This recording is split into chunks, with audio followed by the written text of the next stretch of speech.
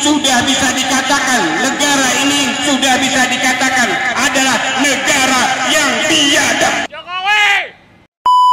La ilaha illallah, la ilaha illallah, la ilaha illallah, la ilaha illallah, la ilaha illallah, la ilaha illallah, la ilaha illallah, la ilaha illallah.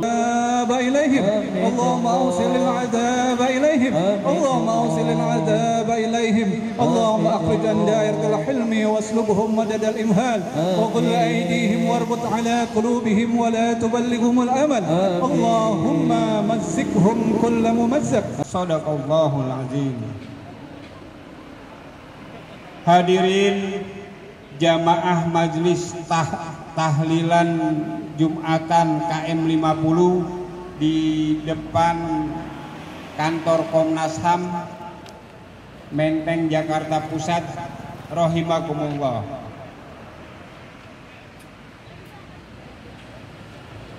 Marilah kita bersyukur kepada Allah Subhanahu wa taala bahwasanya pada hari ini kita semua masih bisa hadir pada acara tahlilan Jumatan KM 50 di depan kantor Komnas HAM untuk yang keempat kalinya. Kita sudah hadir 4 kali Jumat di depan kantor Komnas HAM ini. Dan ini patut kita syukuri karena kehadiran kita insya Allah akan menjadi asbab turunnya rahmat, taufik, hidayah, serta maghfirah khususnya bagi kita semua. Amin ya robbal alamin. Duduknya kita di sini hadirin, selain kita berzikrullah, ingat kepada Allah, kita juga bersalawat kepada baginda Rasulullah Sallallahu Alaihi Wasallam.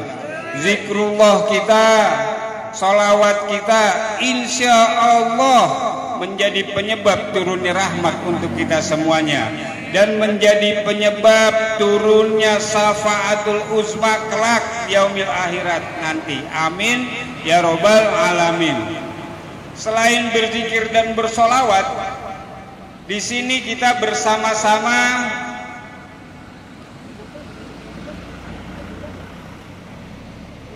berupaya untuk menuntut keadilan, yang bahwasanya keadilan semenjak tanggal 7 Desember 2020 telah lenyap dari bumi Indonesia.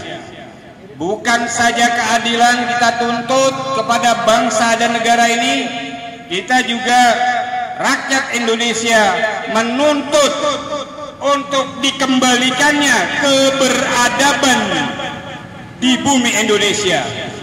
Karena sejak 7 Desember 2020 yaitu terjadinya peristiwa tragis, tragedi kemanusiaan, pelanggaran HAM berat KM 50, keberadaban sudah lenyap dari bumi Indonesia.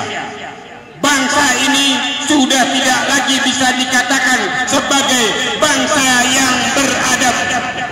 Bangsa ini sudah bisa dikatakan, negara ini sudah bisa dikatakan adalah negara yang biadab.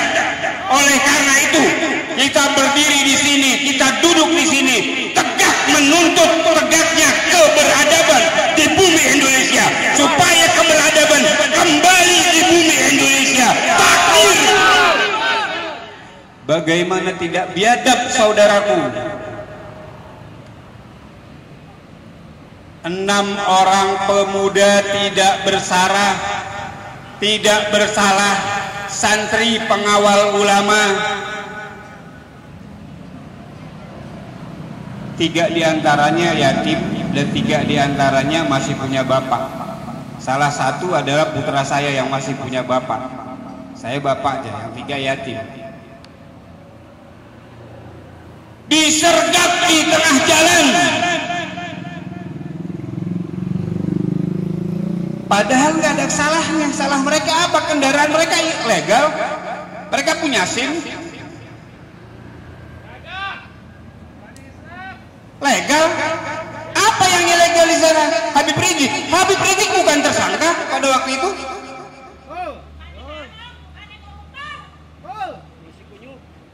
Disergap di tengah jalan yang tidak ada salahnya, seenaknya sendiri, semaunya sendiri, sesuai hawa nafsunya sendiri. Kenapa? Karena mereka benci kepada tegaknya Islam, kepada umat Islam. Ini rasis, ini SARA. Kok dibunuh? Salah mereka apa? Tampilkan kepada saya salah mereka apa? Karena mereka tidak bersalah, mereka disergap di tengah jalan dan mereka tidak bersalah. Kami sudah keluarga dari 6 syuhada telah mengirim surat resmi kepada Polda Metro Jaya yang pada waktu itu mengakui bahwa mereka lah pelakunya untuk bermubahalah menentukan siapa yang benar, kalian atau kami yang benar. Karena waktu itu 6 syuhada ini difitnah habis-habisan, difitnah habis-habisan lewat media, lewat pernyataan-pernyataan mereka. Akhirnya kita kirim surat resmi kepada mereka untuk melakukan mubahalah. Isi mubahalahnya adalah kalau 6 syuhada ini yang salah, bersalah, menurut Allah Subhanahu wa Ta'ala 6 syuhada ini bersalah, maka kami keluarganya dan seluruh keturunannya dilaknat di dunia sampai akhirat. Apabila 6 syuhada ini benar dan para pelaku, para durjana KM 50 yang salah, maka merekalah yang akan dilaknat dari dunia sampai akhirat. 7 keturunan mereka, seluruh keturunan mereka, apabila mereka tidak bertaubat. Disergap di tengah jalan tanpa ada kesalahan. Perjalanan mereka perjalanan legal dari Sentul ke Karawang, pengen ngaji, mobil yang mereka kendarai legal, mereka punya SIM. Salahnya apa? Kok disergap di tengah jalan? Habib Rizik bukan tersangka, kenapa disergap di tengah jalan? Dan sebelum penyergapan, tanggal 5-nya sebelumnya tuh itu tanggal 7, tanggal 5-nya sudah diintai di Megamendung.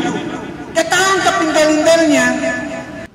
Intel-intel, para pengintai, para penguntit dari sebelum kejadian KM 50. Itu pelaku yang pertama. Baik itu BIN, baik itu dari kepolisian. Intel-intel penguntit mereka itu terlibat di dalam KM 50, di dalam pembantaian ini, pelanggaran HAM berat ini. Yang kedua, komandan-komandan pengarahnya setelah mendapat perintah dari aktor intelektualnya, maka di situ ada komandan-komandan pengarah, yaitu dari BIN maupun dari polisi. Ini yang kedua. Yang ketiga, para pendana operasi tersebut, yang katanya ini adalah operasi delima. Jadi para pendana operasi tersebut, nggak mungkin nggak ada dananya mereka mau jalan. Mereka tuh kalau ada duit baru jalan. Jadi mereka membunuh itu karena uang, karena pangkat dan jabatan, bukan karena idealisme, bukan karena kebenaran. Mereka itu cuma karena duit, karena pangkat dan karena jabatan saja mereka melakukan pembunuhan dan pembantaian tersebut. Dia dapat hadiah mereka ini. Itu yang pertama, para pendananya. Yang ketiga, yang keempat, aktor intelektualnya, dalangnya. Apakah itu Panglima, apakah itu Jokowi waktu itu sebagai presiden, apakah itu pimpinan BIN, siapapun, itu salah satunya adalah aktor-aktor intelektualnya. Kemudian yang berikutnya, yang kelima, dokter-dokter di rumah sakit Polri yang mengotopsi jenazah 6 syuhada tanpa izin dari keluarga. Seenaknya main bedel jenazah syuhada tanpa izin. Kalian siapa memangnya? Kalian Tuhan. Itu ciptaan Allah, ciptaan Tuhan. Bukan kami keluarganya yang marah dibegitukan, tetapi Allah Subhanahu wa taala marah kepada kalian. Demi Allah. Kemudian yang keenam, durjana KM 50 yang keenam adalah para buzzer yang mendukung pembantaian sadis pelanggaran HAM berat ini dengan tulisan mereka, dan seluruhnya yang mendukung baik dengan tulisan maupun dengan lisan maupun dengan profesi maupun dengan jabatan, seluruhnya para pendukung pembantaian ini terlibat